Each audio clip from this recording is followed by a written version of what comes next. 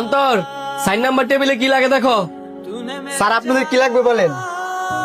আরে বন্ধু তোরা, আরে অন্তর দি, তুই কি এনএফসি রেস্টুরেন্টের মধ্যে ওয়েটারে চাকরি করস নাকি?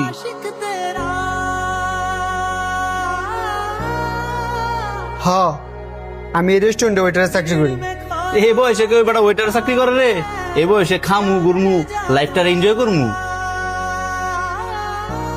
আরে তুই কার এনজয়ের কথা কস? হ্যাঁ কি এনজয়ের কিছু বুঝে নাকি? হ্যাঁ তো আমাকে বন্ধু সমাজের কলঙ্ক। তোরা কি খাবি অর্ডার দে, আমি যাই নিয়ে আসি। এই বেটা তুই করে কারে কস? বুঝলে যাস না তুই ওয়েটার, আমার সার করে ক। Sorry sir. এই যে ওয়েটার, যাও আমাদের জন্য 10 ইঞ্চি পিজ্জা নিয়ে আসো। Okay sir. এই ধরেন স্যার আপনাদের পিজ্জা।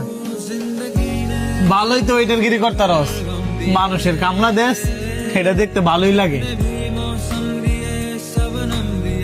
আরে বাদ দে, এই তুই যা, কিছু লাগলে ডাক দি মনে। স্যার কি লজ্জা লাগতেছে?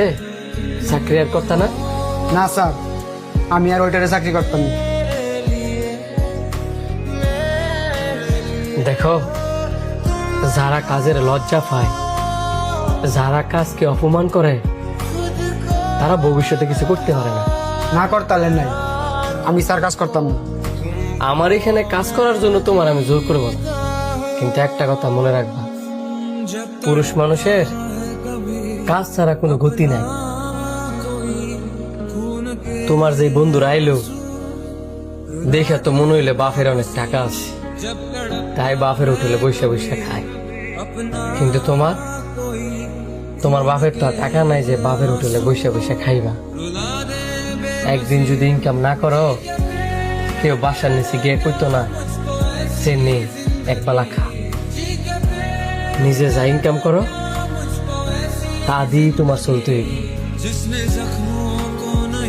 বাপের ইনকামের 1 লাখ টিয়া আর নিজের পরিশ্রমের 1000 টিয়া একই সময়।